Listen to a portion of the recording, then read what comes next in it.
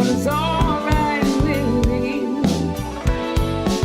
Oh, just one look at you, and I know it's gonna be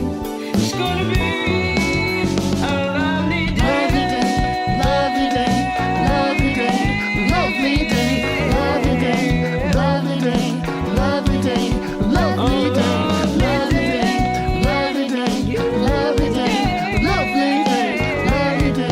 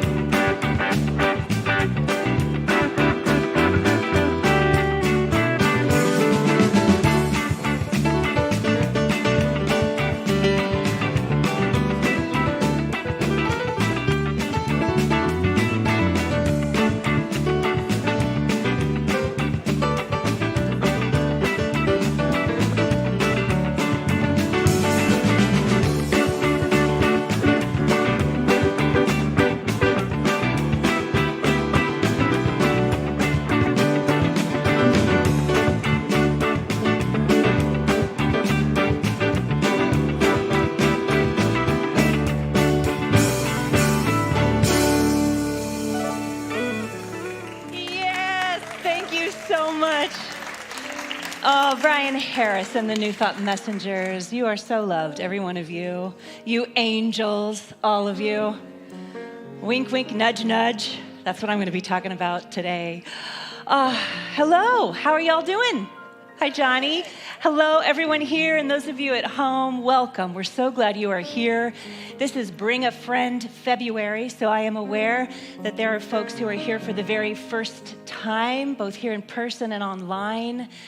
And together, we just welcome you into this inclusive, progressive, and compassionate spiritual community that is dedicated to doing our work and doing social action in the world, spirit-led social action to help make the world a better place.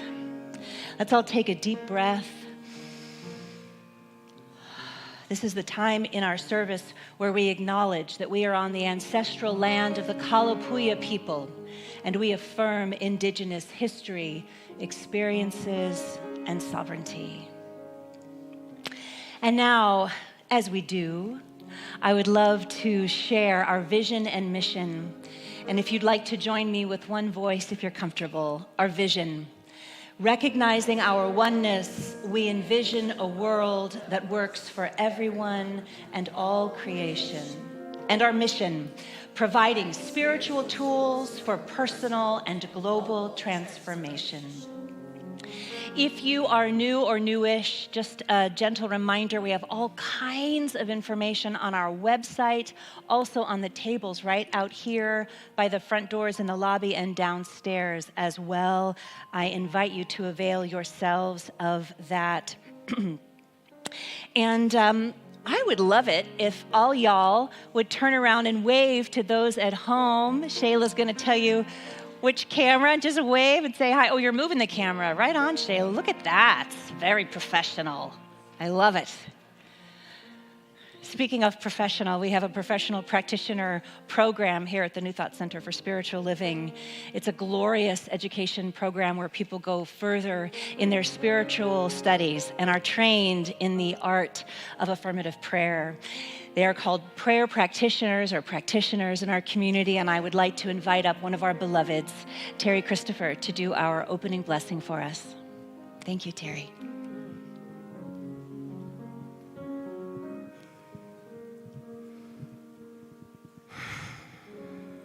Let's settle into this moment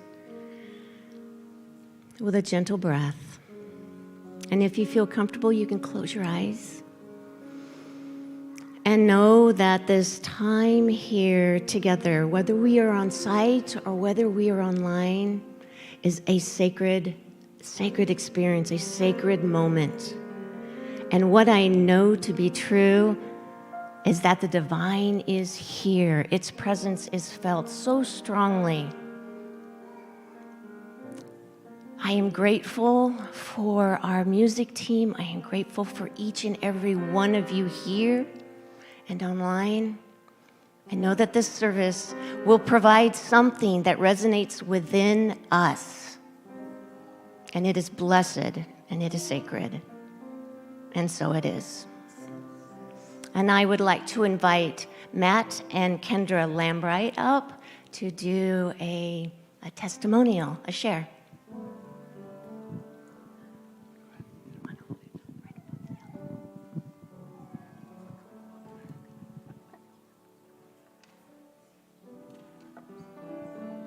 Good morning. My name is Kendra Lambright, and this is my husband, Matt. We are here today to share how we found the New Thought Center for Spiritual Living, and why we continue to come back each week. This comes after a month of unanticipated travel, so ironically, we continue to be very grateful for the ability to tune in online. The reason why we continue to come is really simple. In 2020, like so many others, I was having a really hard time. One evening on a whim, I did a Google search, spirituality near me. I found the New Thought website, and honestly, I thought it was too good to be true. And, and then when we tuned into our first service, Rev Shannon said something that I never heard before in a spiritual setting. She said, "You are worthy, period, just how you are." I never cried like I cried that day, and I knew I'd found my home. For me, those 3 words, "you are worthy," planted a seed that has grown into something truly extraordinary over the past couple of years. Yes, life still has its challenges, but being here has led me to a path supported by true, unconditional love. To be honest, it took me a while to gather up the courage to start coming in person, and obviously today is another act of courage. But I just want to say thank you to this community for supporting my growth with so much love. Hi, I'm Matt. My journey's been very similar to Kendra's, and it deepened with getting to do the visioning class recently. The tools that this community provides have been really incredible for me. I feel a calling to contribution that I've never felt before, which is really cool. And it comes out in the funniest ways. I almost maybe try to force it with the giving tree. I was like, "Do you need a truck? I got a truck. Can I help you lift things? Can I help you clean up? Like, what do you know, anything?" I'm learning not to force it a little bit here. But feeling that sense of community, including, by the way, the incredible childcare here, just absolutely incredible. They make our children feel so loved every single week. And that makes us feel extremely welcome. It makes us feel blessed. And this is huge for us. It makes us feel at home. So thank you so much. Can I hug you? Oh, no, thank you. Oh, my goodness. Thank you. Oh, it is a little scary, huh, Kendra? But look at you. You did it beautifully. Can we share our gratitude to Kendra and Matthew again so much? Oh, it's so gratifying for me to hear. I never know, really, how folks find us. And this was a total, B, who is our director of education and our youth and family, said, "Hey, I think Kendra and Matt might have something to share." So thank you. That was really beautiful, and I'm really grateful for that. So, yes. Bring a friend. Give them our website, share with them. It is real, it is a thing, and everyone is profoundly worthy. Thank you again, Kendra. I am now going to invite the choir up as we begin our spiritual practice, and this is the time where we begin to drop in. The journey that we are all on and in is this journey from our head to our heart. And so when we engage in spiritual practice of any kind, chant, meditation, gratitude, it's that journey from the head to the heart. It's dropping into that place of spirit at the center of us. So I'm going to invite you to please stand as you are able. Let's all take a deep breath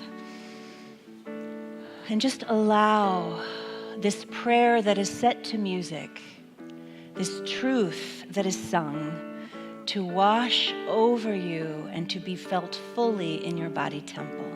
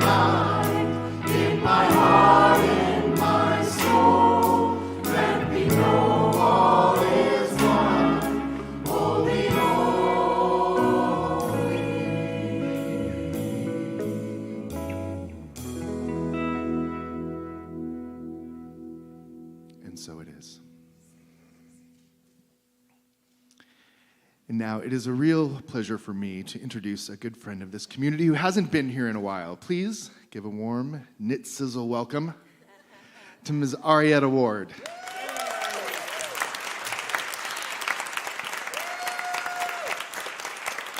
Good morning, everyone. Good morning. Oh, I heard the choir. I didn't hear y'all, though. Good morning. Good morning. There we go. It's a pleasure to be back, and this song is amazing, so we gonna sing it.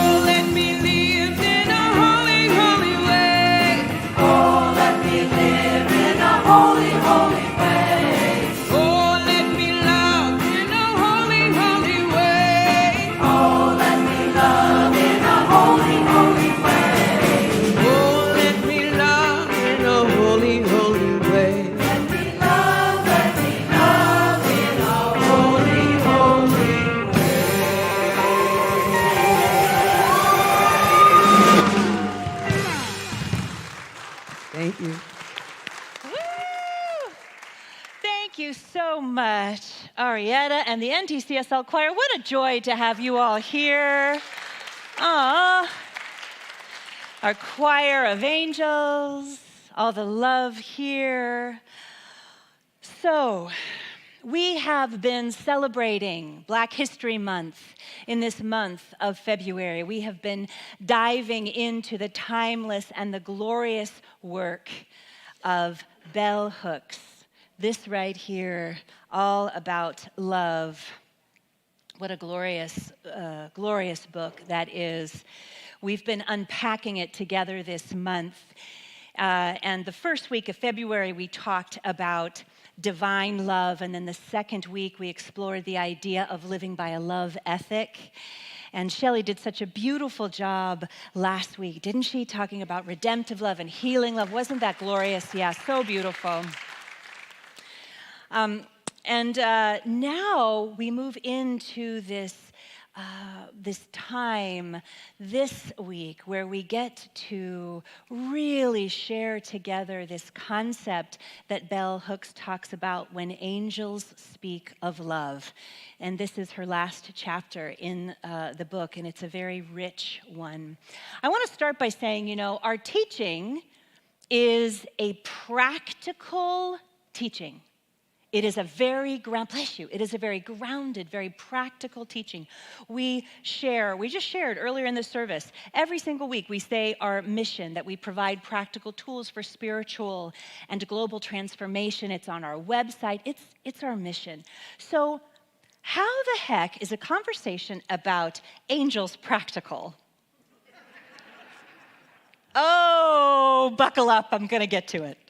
I know that it sounds pretty woo-woo to some of you, and that is totally fine. Just stick with me.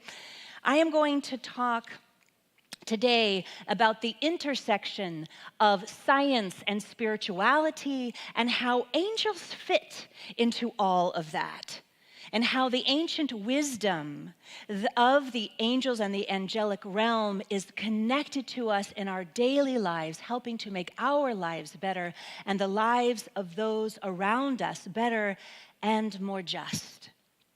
The great Reverend Dr. Howard Thurman wrote, "There must be always remaining in every life some place for the singing of angels, some place for that which in itself is breathlessly beautiful, despite all the crassness of life, despite all the hardness of life, despite all the hard discords of life. Life is saved by the singing of angels."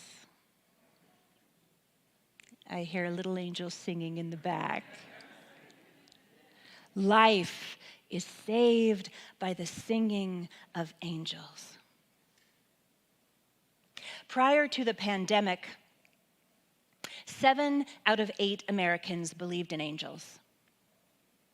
Now, just 3 years later, polls and data show that 8 out of 10 Americans now believe in angels or some form of something having to do with the angelic realm.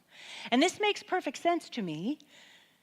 Many people experience the feeling of the angelic presence or the connection to the spirit realm or the divine, whatever word works for you. They're all interchangeable during heightened human experiences. Thousands upon thousands of people have reported experiencing an angelic presence in a near-death experience, disasters on the battlefield, when a loved one has just passed or is getting ready to pass, or as I have experienced when falling in love with my husband, or being at the birth of a child. I experienced an angelic force field of love, not only at the births and the adoptions of our own children in that moment, but also witnessing the birth of my niece and 2 of my nephews. I talk often around here about this idea that the veil is thin between the seen and unseen sides of life. But how is any of that seeming woo-woo to some and normal to others actually practical? I'll share one of the practical experiences that I felt recently. At the beginning of this month, I was actually scheduled to speak. But just a few days before Sunday, my husband and I got a text, one of the dreaded texts that parents get these days that are far more routine than they ever should be. The text that said that our daughter's high school was shut down because there was fear of an intruder with a gun. Thank you, little angel. It's hard to talk about because it was terrifying. It was absolutely terrifying. Her high school was shut down for 4 hours. Internet was spotty. There was very little communication. Of course, I got in my car and drove as close to the school as I could. It was blocked off for streets. There were helicopters everywhere. Sheriffs had rushed in. They were sweeping the school floor by floor. There was an adjacent elementary school. Kindergarteners were sheltering in place. And what I experienced in this, I want you to know everyone was okay. Everything ended up to be all right. This man was apprehended and arrested. What ended up happening was this cadre of human angels rushed in. Yes? I was sitting in my car and terrified out of my mind for that first hour not being able to reach our daughter. And I was sitting in the car and I could see her school, but I couldn't reach her. And I immediately texted my prayer angels. I have several different groups of prayer angels. I texted all of them. And every single person texted me immediately back and said, I'm stopping what I'm doing and I am praying right now. I'm in prayer right now. I'm knowing the high and the best, the highest and the best for you right now and for Liza Rose. I know everything is surrounded by love and by God itself. So right in that moment in the car, I knew that I had angels around me praying, not only for my family, but all the families. And on what is normally a very small kind of two-way street to get to the high school, the way that the roads were cut off, we were only able to go in one way. And we were 4 cars wide, just at a standstill, parked, because we couldn't get to the school. All the parents on this road, 4 cars wide. And what I saw was the most beautiful outpouring of love and support from these angel parents. We were all in the same situation in that moment. And I saw people getting out of their cars and going, hey, and going over to someone and hugging them. I saw strangers connecting on the sidewalk and clearly supporting each other and holding each other up. It was an outpouring of angels among us. So if you are someone who is on the fence about believing in angels from the other side, I invite you to lean into what is comfortable for you in this conversation and lean into the absolute truth that we are here to be angels for each other. We are here to be angels for one another in every possible way. Everything ended up being just fine. Our daughter is just fine. The students are just fine. I am going to continue to dedicate my life to gun reform. And I'll do it with the angels, here and on the other side of life. So, I know that that's a dramatic story, but oftentimes it's like these things, these big life things, these near-death experiences that I just mentioned, these angelic moments, the moments of birth, the moments of falling in love or marriage, these big moments, these scary moments, All of this in life, all of this reminds us that we are absolutely 100% not alone, not here on the seen or the unseen side of life. So how is this practical, she asks. Dr. John Hagelin received his PhD in physics from Harvard and is responsible for the transcendental meditation movement in the United States. He wrote, "A great unification is now taking place between science and spirituality. The most advanced discoveries of modern science are rising to reaffirm the timeless wisdom of the great religious and spiritual traditions of our culture." I remember when I was in grad school, in ministerial school, we spent a lot of time studying quantum physics and wave particles and string theory and unified field theory, which are all just fancy words for how everything is connected to everything and everything is energy. And I remember wondering at the time that if we are all truly one and everything is really connected, then isn't the quantum field of energy that science speaks of, the atoms and the protons and all the things, isn't that then also all spirit? And wouldn't it follow then that science itself is a form of spirit, of God, of source, of what some call the angelic realm? Now, I come from a family of academics. Both of my parents, who are retired now, were brilliant college professors. Hi, Mom. Hi, Dad. Hi. And back then, when I was in grad school, understanding that all humans were one, of course, that was clear to me. That was very clear, and that was easy. That was clear. But I remember being concerned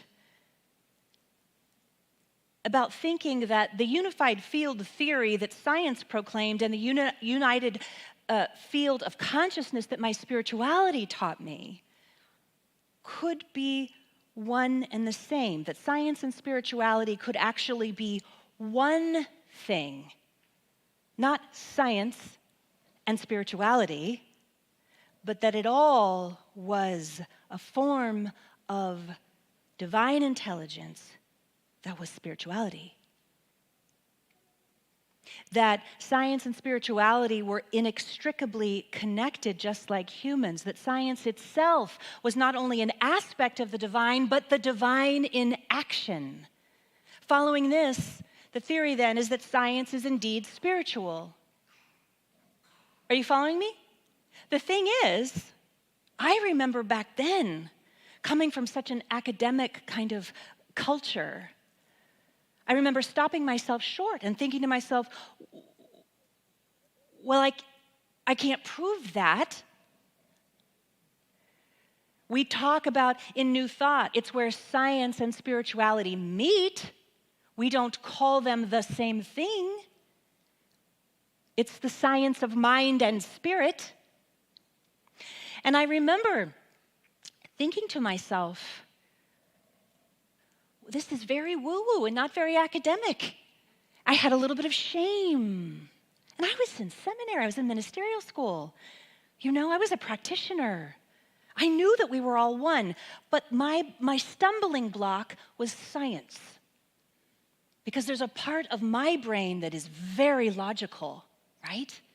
And so this was part of my growing edge.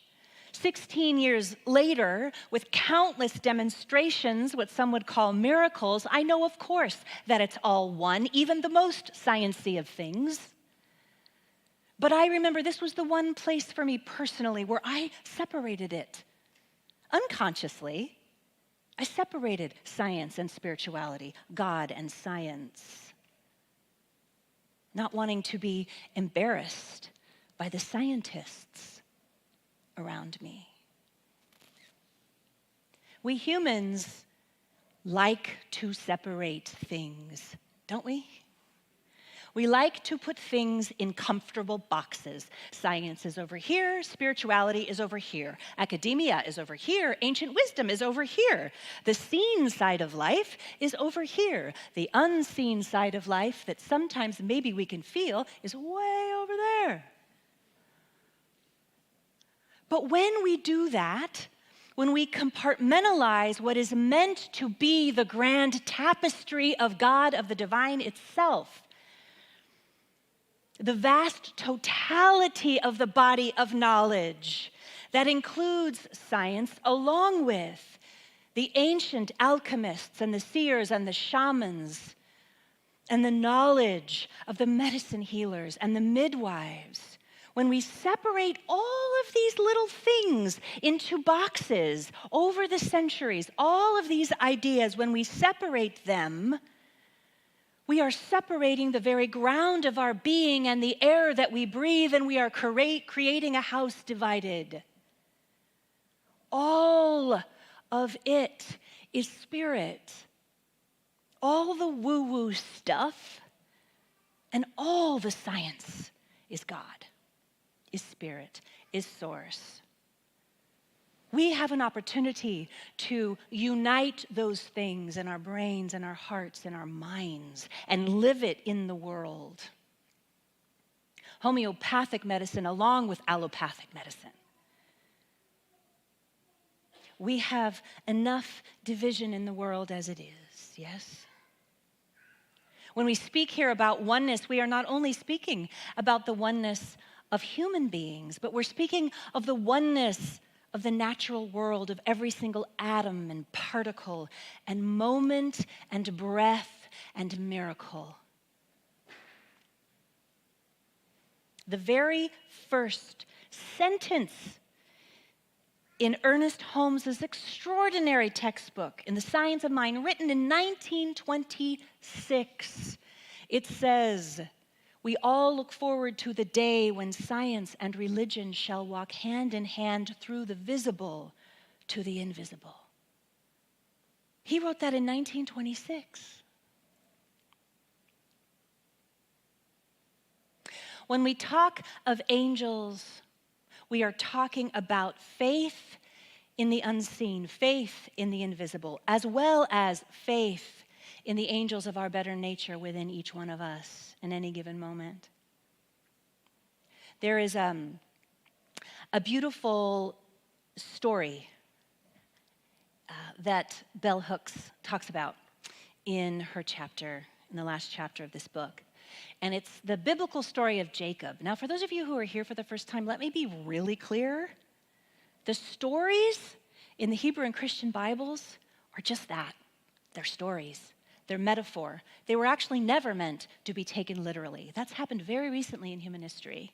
So the brilliance of this ancient wisdom is for all of us. I could do an entire workshop just on the Jacob journey alone.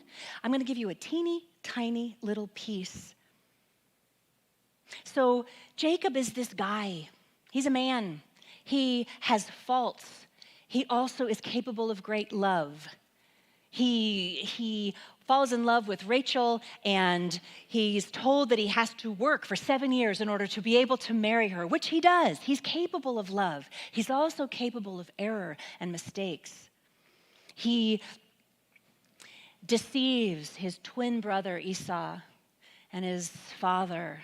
And as a result of that deception, as a result of his manipulation and his lies, he has to leave. He's forced to leave his home. And lots of time goes by, and there's all kinds of adventures, all the things. And then he finally decides, or rather, life forces him to head back home, to go back to his twin brother, Esau, to beg for forgiveness. This is really hard for him to do. Anyone, you ever have to ask forgiveness to someone? It's hard. It's part of the human journey. It's part of the human experience. Well, this really cool thing happens to Jacob. Really cool. He has a nightmare. In the Bible, it's described as he's wrestling with an angel or he's wrestling with God. What we understand, because in the Bible, every single character is an aspect of our own humanness and our own journey of consciousness, our soul growth. What's really happening here, what they're really teaching here, is that Jacob is coming to terms with the parts of himself that he has harmed. He's having to face his own errors, his own mistakes, and own them. He's having to really feel the shame of what he has done, because that is what he feels. He feels ashamed for the ways in which he has harmed or hurt others. And so this incredible moment in this story, he spends this night wrestling the angel. The Zohar, the 13th century mystical text that is the text for those who follow Kabbalah, which is the mystical sect of Judaism. In the Zohar, it explains that Jacob, what that's all about is he is wrestling with his ego and spirit and God. It's like classic shadow work, everyone. I mean, he's literally looking at the aspects of himself that he is finally ready to change, to transform. And what does he have to do? He has to name it to transcend it. Once he goes through that dark night of the soul, once he goes through the wrestling that he does in this incredible story, he does something even more extraordinary because he has the courage to do that. He has the courage to go through that struggle, right? He knows he has to make amends, but before we make amends to anything, we have to own what we have done and all the feelings and sit with the discomfort. This story is reminding us that when we sit with the discomfort of something that we have done, a mistake, an error, we are still held by light and love. That is part of the transformative process. Because what happens is right at the end, right before the sun begins to rise, Jacob demands of the angel who is present, because we are never alone, as I just shared, he demands that the angel give him a blessing. Isn't that interesting? He says, give me a blessing. And the blessing changes him.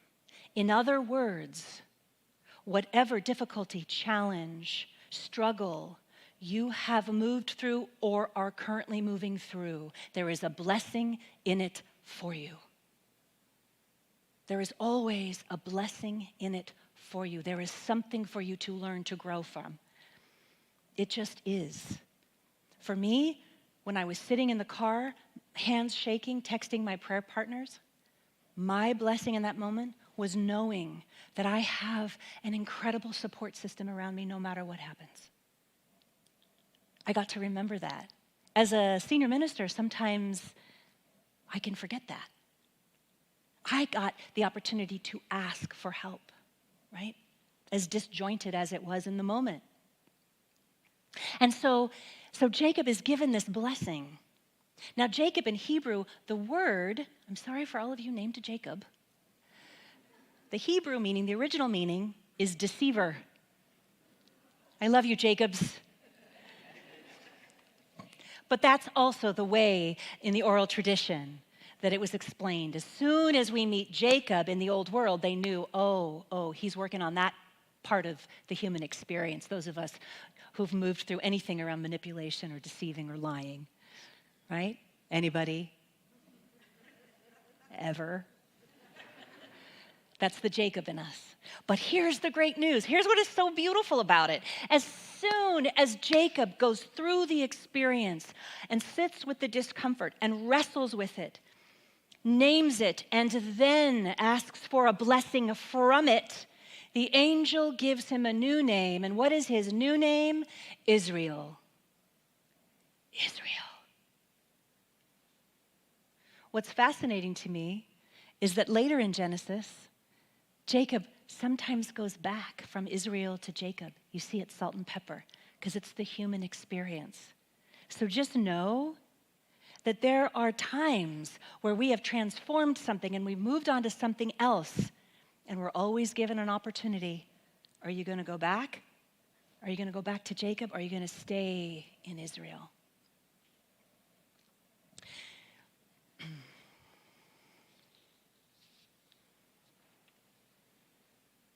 So I ask you, where in your own life are you wrestling?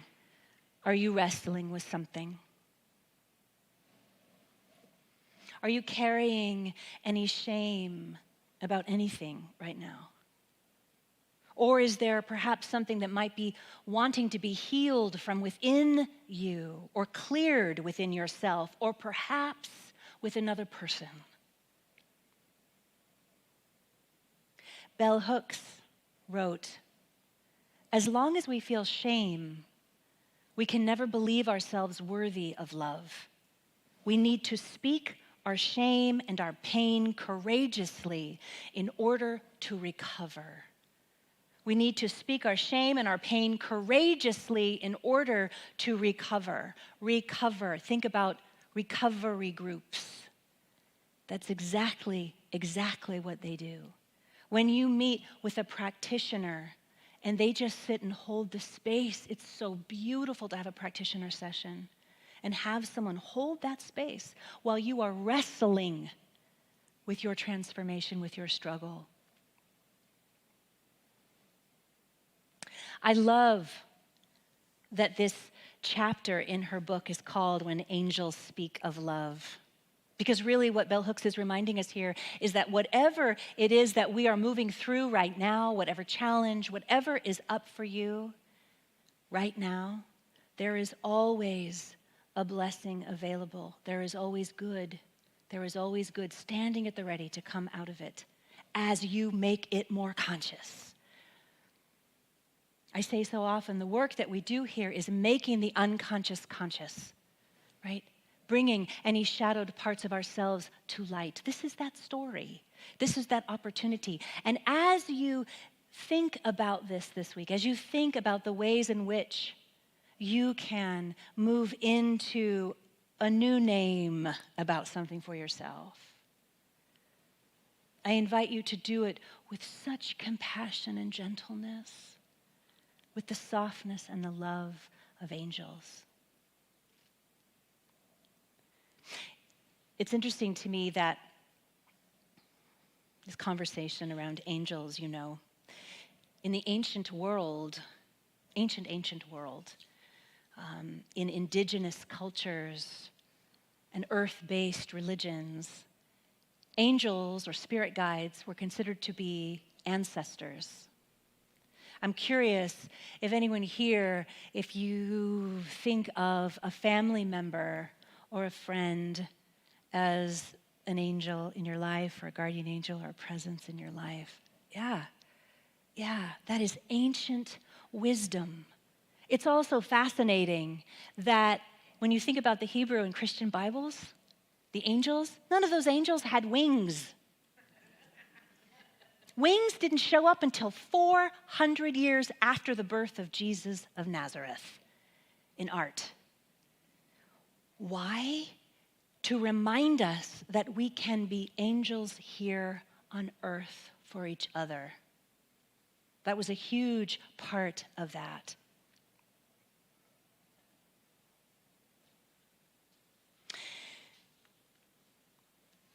If there is a situation in your life, or someone in your life that could use a blessing, or your word of love, or your forgiveness, I invite you to lean into that this week, to see where in your life you could be an angel for someone else. How could you pay it forward for the blessings that you have received? And I invite you to do this with this heart that is open, with this love that we've been talking about all month. Open-hearted, grounded, practical love. So this week I invite you to notice all the things around you. I invite you to bravely open your heart in faith to the angels, to the angelic realm, to spirit, to all that is occurring, all the things, all the ways, all the good. Name it as spirit. When someone is kind to you, when someone extends a helping hand, when someone out of the blue gives you a call, I invite you to, in the moment, you don't have to say it out loud if you're not comfortable, but in the moment, recognize that's God in action. That's spirit. Yes, that's a person being nice. But think what this world would be like if we recognized that that was actually the divine in action through that person in every moment. When you notice that you are being particularly kind to someone, I invite you to stop and say, oh, that's God in me, honey. What? Spirit, that Spirit in shoes, in action in you. This week, I invite you to notice where in your life you can be an angel for someone else. And lastly, I invite you to open up to the idea that you are never, ever, ever alone. That not only is Spirit, is love, is source at the center of your being, working through you. The angels of our better nature are at work, that is our God self. But that truly you are never, ever alone, no matter what. That you are surrounded by this infinite, infinite energy, this field of consciousness that is love, that is God, that is Spirit itself. Let's pray. I invite the practitioners forward. Let's take a deep breath together.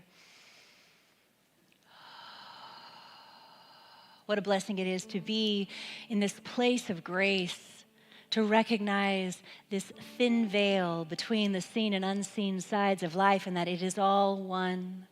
That everything, down to the very atoms of this world, are God expressing, Spirit expressing. That all of it is this heavenly, angelic realm that we get to live in and be present to and participate with. I am so grateful for all of this source, this love, this light, knowing that it is blessing us and that it rushes into the places that are calling for it. On behalf of each one of us here, I say a special prayer affirming this love is right where anyone in this world is experiencing violence or racism, difficulty, challenge, sickness, recognizing that this love is right there, right there. It's in the helpers and it's in the center of the beings. I am so grateful for this knowing and for this teaching. I bless this day all people everywhere, all who gather in churches as well as mosques and ashrams and synagogues and temples and planning meetings and circles and yoga mats, recognizing that we are all part of this one human family that includes all the machinations, all the ways in which it works. It's all God. We are all one.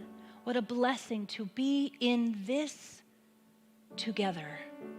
And so it is from this place of grace that I bless all of our families, our loved ones, near and not so near, on the seen and the unseen sides of life, feeling them now, honoring them now, blessing them now, with a heart that is filled with gratitude and thanksgiving.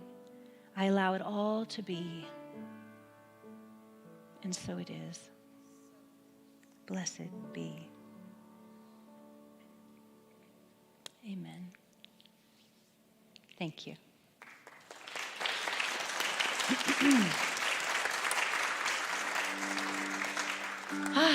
Thank you. So this is the time where we get to pay it forward. This is our time for our gifts and our offerings. For those of you online, you can text to give. There's information there on the screen. Thank you to those of you who send your checks in every month. Thank you for those of you who send automatically. I appreciate that you give whatever you can give.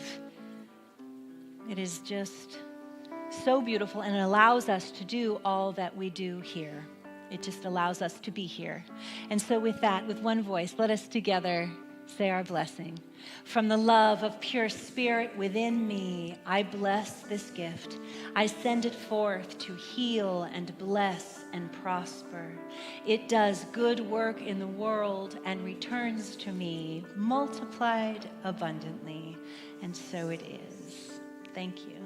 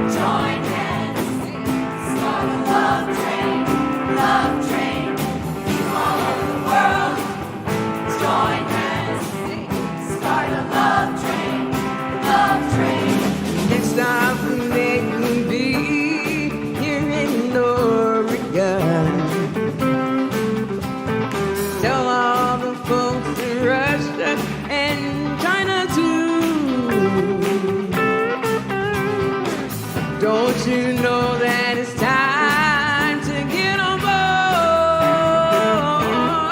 and let the train keep on riding, right on through. All the people all over the world join hands, start the love train, love train, people all over the world join hands, start the love train, love train. All of your brothers over in Africa, tell all the folks in Egypt and Israel too. Please don't miss this train at the station. Or see if you miss it, I feel sorry. Sorry for you people all around the world. Join your hands, start a love train, love train. All over the world. Join hands, start the love train, love train.